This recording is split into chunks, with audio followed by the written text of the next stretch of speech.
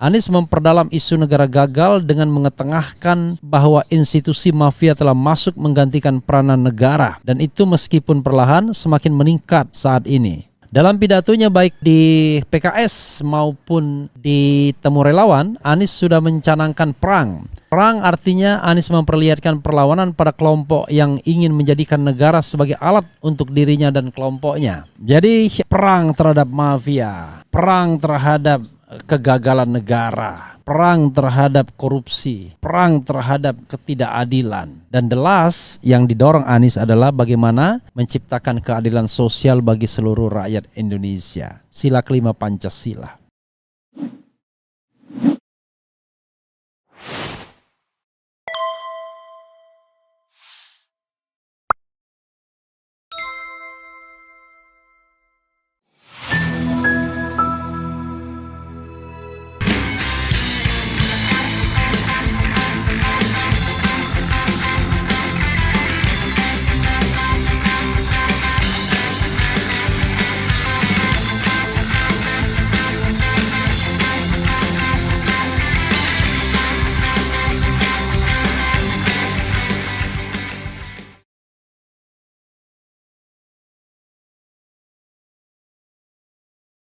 Siap untuk menjangkau semua.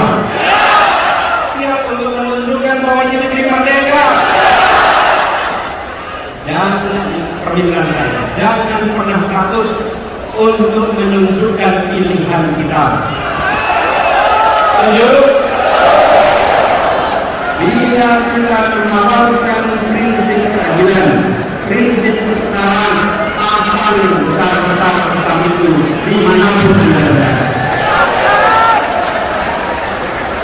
Jangan lupa pada mereka yang kegiatannya merobek poster. Jangan lupa. Jangan lupa pada mereka yang suka merobek baliho. Jangan lupa. Bila ada baliho dirobek, bila ada poster dirobek, jangan cuma difoto.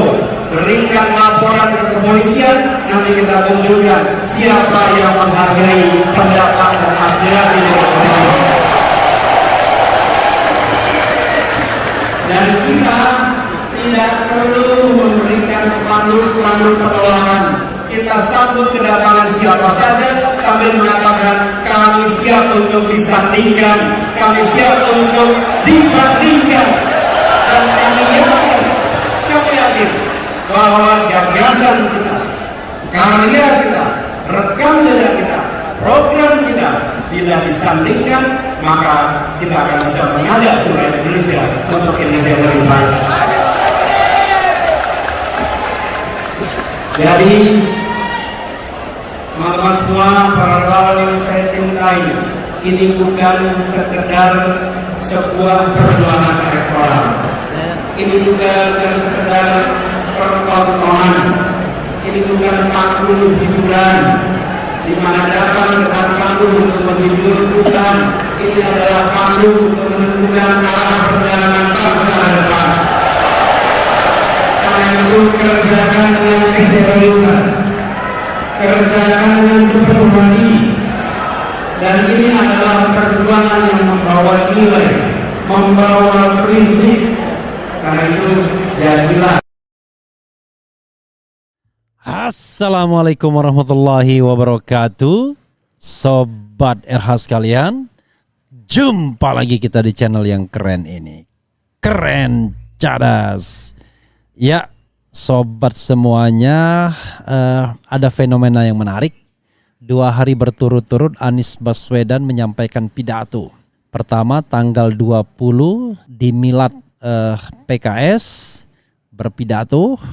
Kemudian di Temu Relawan ya juga berpidato. Dan apa yang menarik dari pidato Anies dalam 2 hari ini, yaitu Anies sudah mulai membuka front. Bukan front untuk perang, tetapi front pembeda antara dia dan calon lainnya. Antara dia dengan existing power. Nah, ini penting agar message, pesan kepada baik relawan maupun voters itu jelas. Kalau Anda ingin perubahan, Anda pilih Anies. Tapi kalau Anda ingin keadaannya tetap begini saja, ya mungkin Anda cari alternatif yang lain. Perubahan seperti apa yang diinginkan? Kalau ditanyakan kepada Refli Harun, saya betul-betul mendambakan presiden yang tidak terganggu dengan voice, tidak terganggu dengan orang yang beropini. Nah, Anies menjanjikan itu.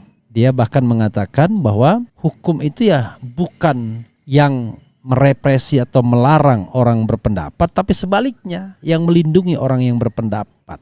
Menarik. Kenapa? Saya mengatakan begini sahabat era sekalian, hanya orang-orang yang punya tradisi akademik dan intelektual saja yang bisa menghargai perbedaan pendapat, betapapun kerasnya. Tapi kalau orang yang tidak punya narasi, tidak punya latar belakang intelektual, tidak punya latar belakang sebagai akademisi, biasanya tidak suka dengan argumen yang dia bangun cuma bagaimana kekuasaan dan sentimen saja.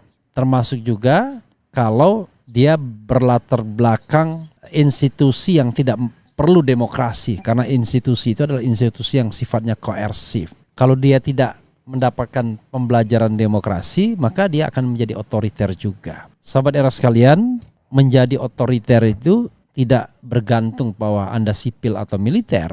Seorang militer punya potensi untuk menjadi otoriter, tetapi juga punya potensi untuk demokratis. SBY misalnya, menurut saya jauh lebih demokratis dibandingkan seorang sipil seperti Jokowi. SBY lebih sedikit, bahkan ya minim sekali memenjarakan orang karena perbedaan pendapat. Tapi di zaman atau di era Jokowi ini banyak sekali korban-korban Undang-Undang ITE, Undang-Undang tentang peraturan pidana 1946. Intinya adalah orang-orang yang kritis itu menghadapi konsekuensi kriminalisasi. Kenapa saya katakan kriminalisasi? Karena hanya negara yang otoritarianistik, yang tiranik, yang memenjarakan orang karena berpendapat. Itu standar tinggi bagi demokrasi. Jadi jangan heran kalau seandainya demokrasi kita dianggap negara kita ya separuh bebas saja, partly free, bukan negara bebas. Jadi Freedom House menempatkan kita sebagai negara separuh bebas dengan indeks atau angka cuma 59. Kalau di bawah 50 saja, kita sudah lagi tidak demokratis ya. Nah ini menarik sekali, 2 hari ini Anies mengajak kita untuk lebih berani bersikap, dan ini dicatat secara baik oleh Sahganda Nainggolan. Tulisannya menarik. Saya ingin bacakan sedikit tulisan ini ya. Oke, coba kita lihat. Catatan atas pidato Anies Baswedan menunggu patriotisme relawan. Pada pidato di Ulta PKS dan tepat pada Hari Kebangkitan Nasional, Anies sudah mengetengahkan proposisi apakah kita akan terus menuju negara gagal atau kita bangkit. Menurut Anies, ancaman negara gagal itu real di Indonesia. Menurutnya, negara gagal terjadi ketika institusi negara digunakan untuk menekan rakyatnya dan mengambil kekayaan alam untuk segelintir elit. Negara gagal sendiri merupakan situasi hilangnya kemampuan dan kapasitas negara mengurus rakyatnya. Indikasinya adalah utang yang sangat besar, rakyat miskin, pembelahan sosial yang dalam, adanya ketimpangan sosial tinggi, dan kekerasan politik terjadi cukup sering. Dalam pertemuan relawannya dan sekaligus refleksi 25 tahun reformasi kemarin ya, Anies memperdalam isu negara gagal dengan mengetengahkan bahwa institusi mafia telah masuk menggantikan peranan negara, dan itu meskipun perlahan semakin meningkat saat ini. Merujuk perumpamaan katak dalam air, Anies memberitahu strategi mafia dan respons kita terhadap mereka. Katak akan mati jika masuk ke air yang dipanaskan perlahan, namun melompat jika airnya langsung mendidih. Mafia itu strateginya bergerak pelan-pelan dan menguasai negara, sehingga kita kurang sadar. Bangsa Indonesia harus segera sadar sebelum hancur di genggaman mereka. Saat ini memang kondisi Indonesia tidak baik-baik saja. Kemiskinan kita merujuk versi Bank Dunia mencapai 40% atau lebih 100 juta penduduk. Di antaranya ada yang busung lapar dan kemiskinan parah. Pengangguran terus bertambah, kemampuan negara menciptakan lapangan kerja per 1% pertumbuhan semakin kecil, hanya sekitar 300.000 naker. Upah minimum terus buruk, rata-rata upah di Jawa Tengah misalnya setara dengan 6 kg beras per hari jika memperhatikan UMP terbaru. Ini seperti era kolonial, buruh tani mendapatkan 6 kg beras per hari. Pada saat bersamaan pertumbuhan ekonomi dinikmati mayoritas orang-orang kaya, ketimpangan sosial semakin menganga. Kondisi seperti ini di zaman kolonial terjadi karena korporasi asing POC dan lain-lain menghisap kekayaan kita. Saat ini penghisapnya adalah oligarki dan mafia-mafia. Ada mafia gula, beras, kedelai, hukum, dan lain-lain. Mafia pangan dulu sering disorot sebagai Seven Samurai. Pada saat Indonesia misalnya menjadi produsen terbesar minyak goreng, kita menyaksikan sendiri rakyat miskin mengular antri minyak goreng dan harga tinggi. Begitu juga BBM yang harganya di luar kewajaran untuk dibayarkan rakyat miskin. Banyak contoh lainnya dalam kontradiksi yang ada saat ini. Anies dan perang semesta.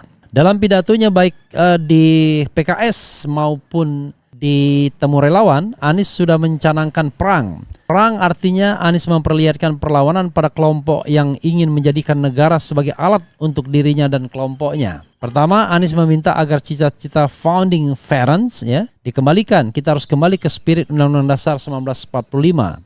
Negara harus hadir untuk kemakmuran bersama. Kedua, Anies meminta agar demokrasi ditegakkan kembali. Negara harus bisa kontrol, harus ada check and balance, bukan negara ekstraktif tapi harus inklusif. Reformasi dimaksudkan untuk mengoreksi Orde Baru yang tidak punya demokrasi. Rakyat hanya menjadi penonton, oleh karenanya dalam 25 tahun refleksi reformasi ini, Anies meminta negara bisa dikontrol dan rakyat harus bisa bebas berpartisipasi. Jangan ada penangkapan pada kelompok kritis. Sahganda sudah merasakan itu ya. Ketiga, Anies ingin mafia disingkirkan segera karena mafia ini merupakan instrumen penghisap dan memiskinkan rakyat. Ini adalah lawan terberat. Keempat, Anies ingin korupsi dihancurkan. Anies memproklamasikan bahwa korupsi adalah musuh.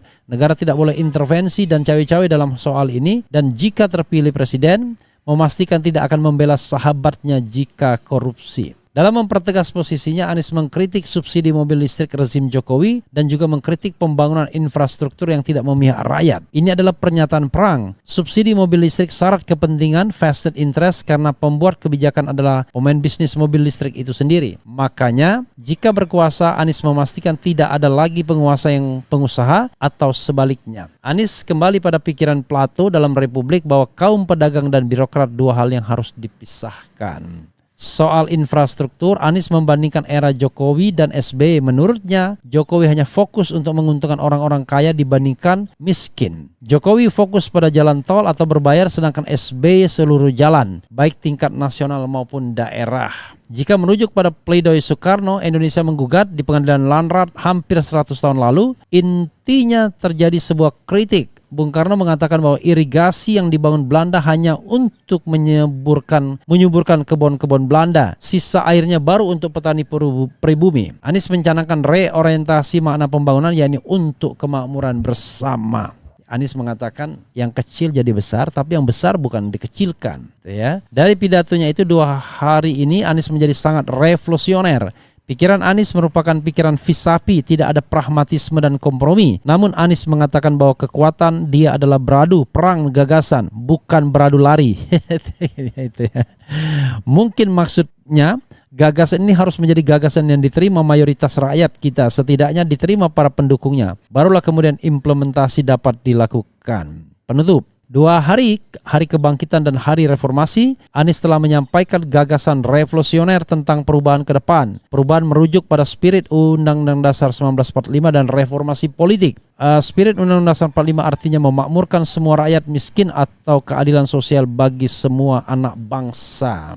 Spirit kedua soal reformasi, bagaimana kita mempertegas demokrasi sebagai pilihan, karena demokrasi mengajarkan kita untuk mempunyai negara yang bisa dikontrol rakyat. Negara bisa membuat adanya partisipasi rakyat. Anies meyakini bahwa negara akan memakmurkan rakyat secara adil dan merata jika ada partisipasi rakyat atau demokrasi. Dari sisi gagasan dan narasi politik, tentu semua pendukung Anies harus siap siaga. Anies bukan bicara tentang nasionalisme atau kebangsaan yang stagnan.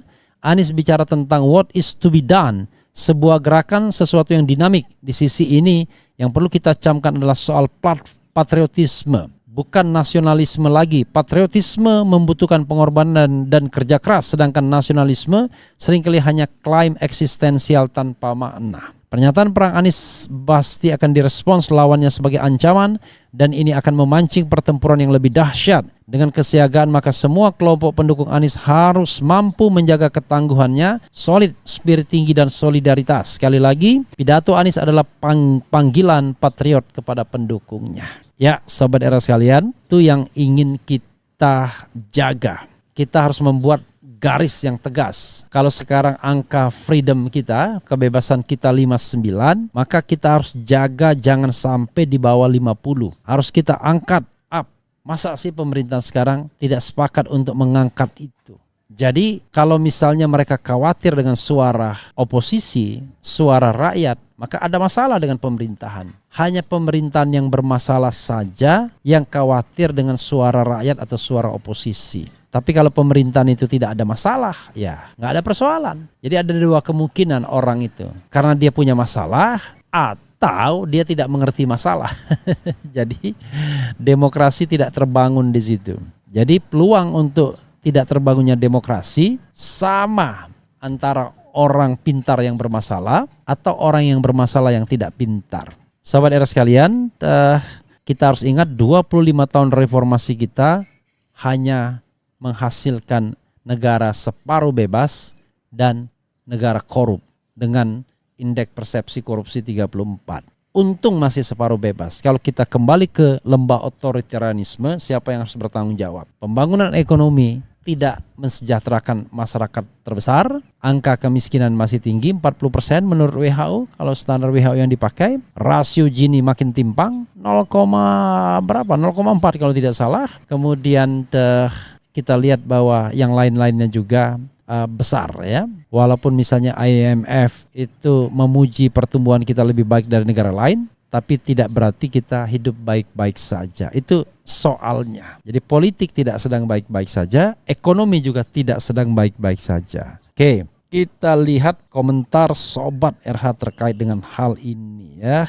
Luar biasa. Dan kita harus bersiap dengan perang pembeda tersebut. Kenapa? Karena misalnya kita bicara tentang kepuasan. RH Channel sudah mengeluarkan bahwa tingkat kepuasan terhadap Presiden Jokowi hanya 11% saja. Tapi survei mengatakan 80%. Nah ini dua hal yang berbeda. Kenapa? Bisa jadi karena standarnya berbeda. Polling yang mengisinya adalah orang yang terdidik kelas menengah ke atas. Karena itu ekspektasinya tinggi terhadap kepuasan. Termasuk kepuasan dalam hal kebebasan politik atau berpendapat. Sementara polling bisa jadi mensasar lebih banyak orang-orang yang ekspektasinya tidak terlalu tinggi. Karena kalau kita bicara tentang Abraham Maslow, maka lapis paling besar adalah mereka yang berpikir tentang pangan, sandang, dan papan. Begitu pangan, sandang, dan papan selesai, ya selesai mereka. Tapi jangan lupa, semakin tinggi pendidikan seseorang, mereka tidak hanya butuh itu saja, tapi mereka butuh hal-hal yang sifatnya eksistensial. Dan salah satunya adalah kebebasan untuk menyatakan pendapat baik secara lisan maupun tulisan. Itu soalnya saudara sekalian ya. Jadi perang terhadap mafia, perang terhadap kegagalan negara, perang terhadap korupsi, perang terhadap ketidakadilan. Dan the last yang didorong Anies adalah bagaimana menciptakan keadilan sosial bagi seluruh rakyat Indonesia. Sila kelima Pancasila. Artinya setelah kita bertuhan, setelah kita punya humanity, ya, feeling of humanity, kemudian setelah kita punya jiwa atau gerak langkah persatuan, setelah kita punya demokrasi, maka the last kita harus punya kesejahteraan dan keadilan bagi seluruh rakyat Indonesia. No kontroversi soal Pancasila itu. No debate mengenai Pancasila itu. Karena nilai-nilainya adalah nilai-nilai yang terus dan harus kita perjuangkan. Nah justru kadang-kadang negara itu punya direction yang terbalik. Bilang Pancasila dan NKRI, tetapi gerak langkahnya justru tidak menunjukkan cinta negara dan tidak menunjukkan bahwa mereka penguasa sudah menerapkan atau sedang menerapkan nilai-nilai Pancasila. Sobat semuanya, itu saja ya. Kita bacakan sedikit komentar sobat dalam konteks ini. Siap urun dana pasang spanduk pribadi. Silakan. Ya, sambil kita mengetes, menguji apakah negara cukup netral, aparat cukup netral untuk kompetisi politik ini. Jadi mohon TNI, Polri, BIN dan institusi negara lainnya termasuk ASN bertindaklah netral. Karena kekuasaan itu bisa berganti, tapi negara harus remains ya. Kemudian lanjutkan pencerahannya Bang RH. Kalau enggak dicurangi, Anies terpilih jadi presiden di Pilpres 2024. Oke, zaman Jokowi selama 2 periode gaji PNS cuma sekali naik, itu pun hanya 5%. Zaman SBY tiap tahun naik, kalau Jokowi BBM saja yang selalu naik terus. Kita cek sama-sama ya. Kemudian benar, itu pun Jokowi masih tergamak. Oke, apalagi ini ya. Kawal suara Anies, siapkan HP dan GoPro kalian guys untuk buktikan nanti kalau ada kejanggalan di TPS. Jadi seperti yang dikatakan Henry Satrio, dikatakan oleh Dadang Juliantara, dikatakan oleh Sudirman Said, dikatakan oleh banyak kelompok, banyak orang ya pendukung Anies, yang dibutuhkan Anies sesungguhnya hanyalah demokrasi, tentu dan fair election, democratic election. Sisanya tentu ada keyakinan untuk beradu gagasan, untuk beradu rekam jejak dengan calon-calon lainnya. Jadi yang kita bangun itu adalah argumen bukan sentimen ya. Mudah-mudahan kita menyaksikan ada pencerahan dalam politik kita ke depan. Penguasa tidak main tangkap saja karena berbeda pendapat, tidak mengentertain orang yang suka ngadu karena berbeda pendapat. Tetapi ini adalah tahun politik di mana setiap pendukung, setiap warga negara harus memiliki freedom, kebebasan. Jangan sampai yang namanya hukum hanya tajam ke bawah tapi tumpul ke atas. Tajam ke lawan tapi tumpul ke kawan. Harus tajam semuanya. Dan Anies mengatakan BTS silahkan proses. Jadi sekalian dibuka kasus BTS itu siapa saja aktor-aktor yang terlibatnya. Jadi jangan-jangan mereka yang kemudian melakukan glorifikasi dengan kasus BTS itu menciut nyali. Karena kalau sudah dibuka ternyata yang terlibat itu orang-orang yang barangkali berada di lingkar kekuasaan.